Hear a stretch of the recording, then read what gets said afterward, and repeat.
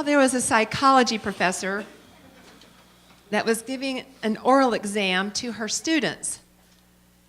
And addressing the condition of stress and depression, she asked, how would you diagnose a patient who is screaming at the top of his lungs 1 minute and then starts weeping uncontrollably the next? And a sports-minded young man answered, he's probably a football coach. It's Super Bowl humor. Sorry, see, I told you. For those of you that are new, they keep encouraging me to tell a joke every week, and sometimes they're real groaners. So are you ready for the Super Bowl? Kind of, sort of, are you? Yeah? Okay, yeah. I've got my popcorn. All right, so here we are, and we're in the midst of the season for peace and nonviolence. And again, I love this time of year because it seems like a perfect time of year, given what is going on in our world, for us to have a central focus on how to be peace and nonviolence in our world.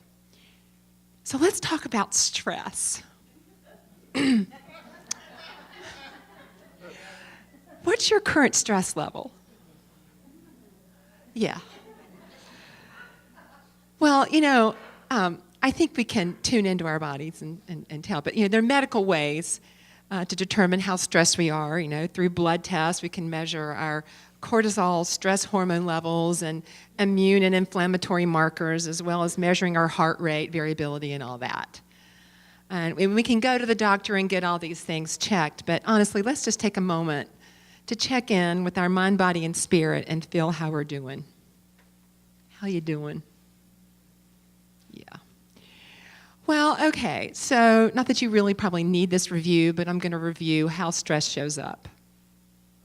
Are you anxious, worried, constantly tired, angry, resentful, quick to judge and react, feeling powerless and afraid, lonely, defensive, isolating, numb, resigned, feeling attacked? Okay, yeah. Let's breathe. Breathe. Okay, yeah. So, the way the world is right now and it's happenings right now can generate a high level of stress, especially if you're on Facebook a lot or you watch the evening news. And it doesn't really have to be in response to the world or our country right now. It can be what's happening in our personal lives, because we're living in what appears to be chaotic times out there, and then in the midst of that, our lives are happening, right? So many of us are experiencing stress with life happenings, finding a new job, finding a new home, taking care of your kids, making sure they have what they need, caring for an aging parent, or making ends meet, maintaining a home, a family, a life. And the speed of life is on go, go, go, go, go, go, go.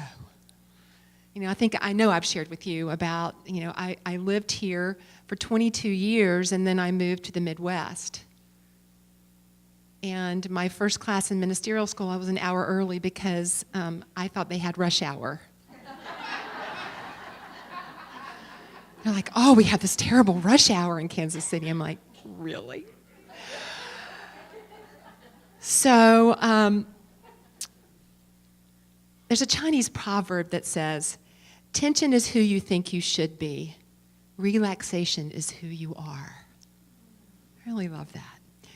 Okay, so let's talk about how we can navigate life stress. Well, I've shared with you what's going on in my life right now is that, I'm renting a townhouse, and my landlord came back to me and said that he's moving his parents in the house. And so I'm like, okay, because I thought at least I'd have another year there or so. And so here I am now, on the hunt for a place to live. And I have not discerned it's mine to do to buy at this time. So I'm leasing. And so I'm just noticing that, a realtor, they have a lot bigger fish to fry than working with someone who wants to lease. And I completely understand that. And the only tricky part is that when I go on, rental sites and things, it takes that realtor's magic little card to open up a space for you to see it. Yeah, and so I've just noticed that I've been having my process around this whole process and working with myself with it. And of course, when I come to some awarenesses, I always want to come back and share them with you. And by the way, I have submitted an application for a place. And so now I'm just like, okay, we'll see. So I wanted to share with you a little bit of the process that's come to me about working with life stress. Because yes, this is a time-sensitive thing, and I've got to find a place, by a certain time, and and other people are working through a lot of stresses too, that can seem a little bit more intense in our lives. So how can we move through stress? How can we navigate it and come out on the other side healthy and whole? We already are whole. But how can we do it in a way that can support us? So I came up with this little nifty thing that just came to me in meditation. And the first step of this process that I want to share with you is slowing down. Slowing down. You're facing a potential or a stressful situation, and you start to get stressed. And how do you know you're getting stressed?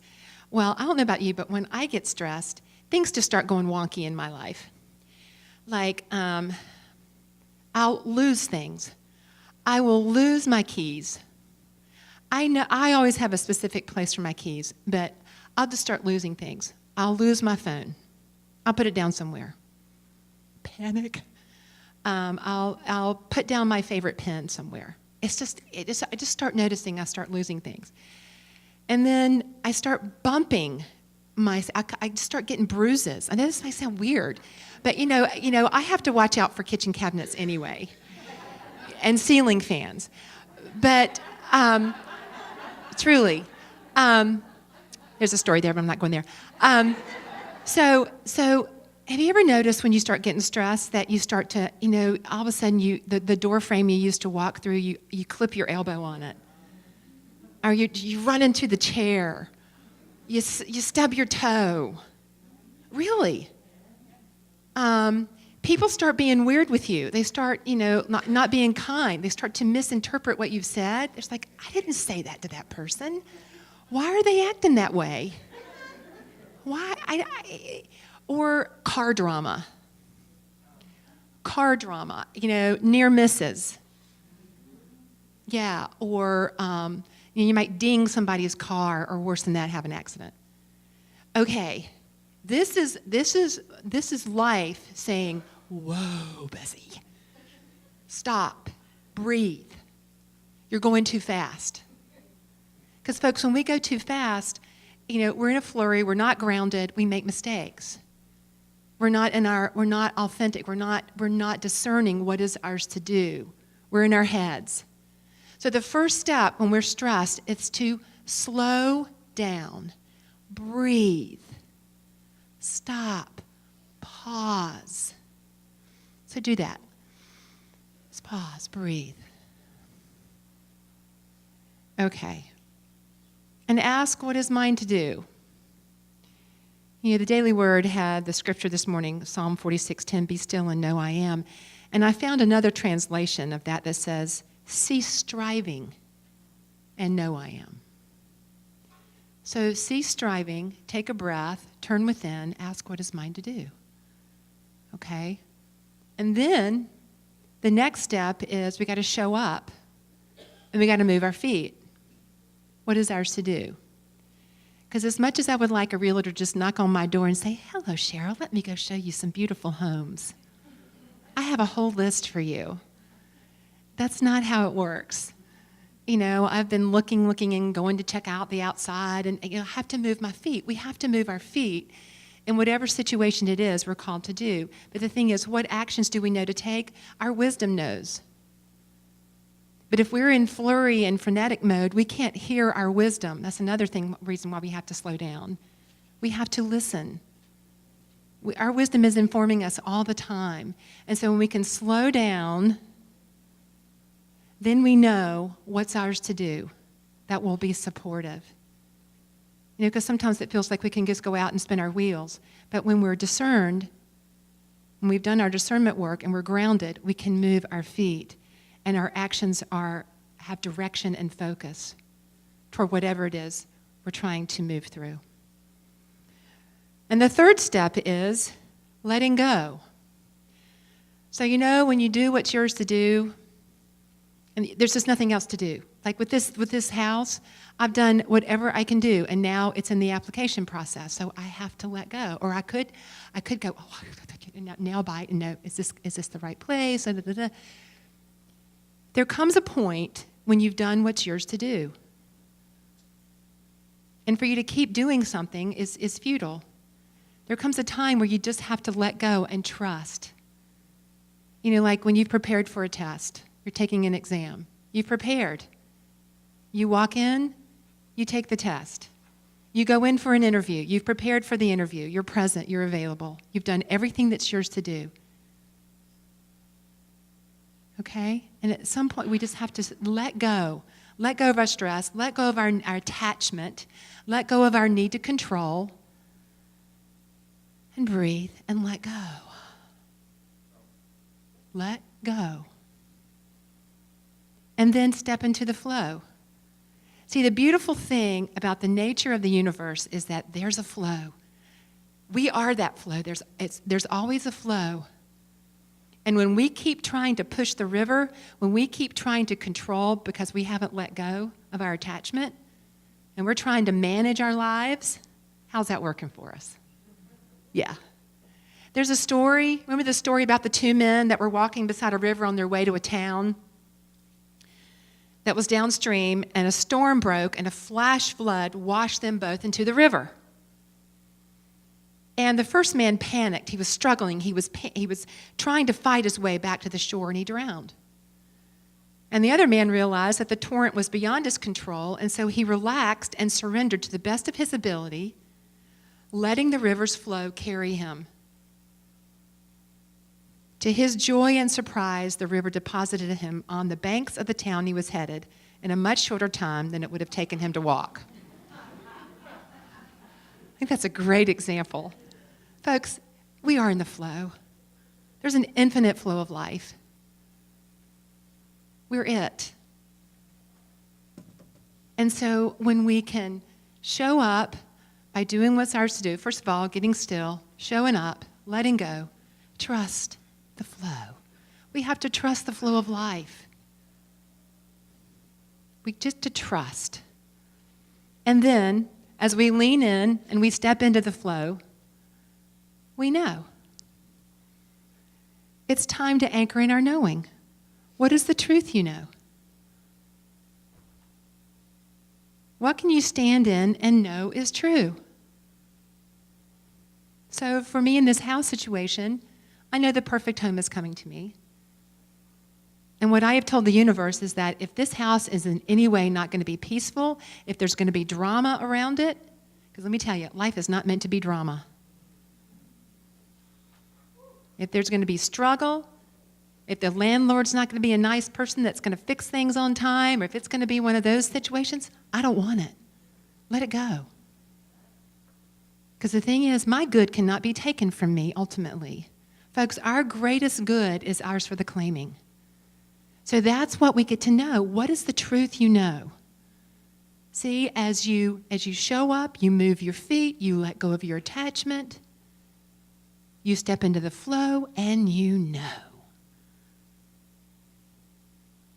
What is the truth you know? And then we start the process again. Because we're on this journey, and sometimes we forget.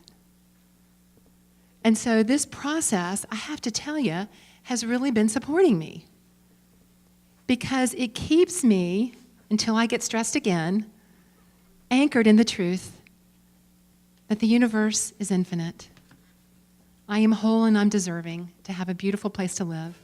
Every single one of you in this room are whole and deserving of whatever it is you're working with. And then all it takes is me to pull up Facebook, and then I get stressed again. And here's the process. When I read something, I see something on the news, Because, folks, all that energy out there that's showing up as fear and divisiveness, it's all about separation. Fear tries to undermine our knowing of our inherent connection of our oneness. And the thing is, every one of us in this room knows the truth. We know there's inherent oneness. I might know it intellectually. I know it in my heart, and then I might go to that place in my humanity when I read an upsetting story. I go, God, really? Okay, breathe. What is mine to do to make things better? What actions will be forwarding? Because, folks, if we sit there and just mull about it and we stay stuck, we're just perpetuating the energy. So what is ours to do to make things better? And so we get to move our feet, let go. We got to let go of our worry and our upset and our anxiety, and I know that's a big pill right now to swallow. But the thing that we can do and trust and know is that there's an infinite flow of life that is working toward our greatest good. And if we can stand in our knowing of what's true, that's what we are being called to do as truth students right now, folks. Really big time. And to use your breath.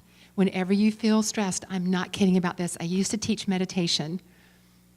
And I'll never forget, I might have shared this with you before, but I just love the story of I was in a defense contract company here in the D.C. area, and we were oming. And I thought, how cool is that? We were breathing, using the breath, putting sound with the breath.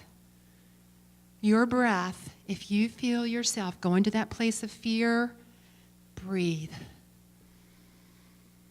Just breathe. What is mine to do? What is mine to let go of? I step into the flow and I know. Okay? So how you doing? How's your stress? A little better? Okay, good. All right. So, folks, let's come together. Let's just come together every week. Let's come together and support each other on this journey. Life is meant to be joyful. Life is meant for us to live in unity. And the truth is, there's only oneness. And as true students, we are great models in our world right now. As we breathe, as we show up, we move our feet, we let go, we flow, and we know. All right, take a deep breath with me, and let's affirm together. I pause and breathe. I show up, let go, step into the flow, and know all is well. I am peaceful. Bless you, and so it is.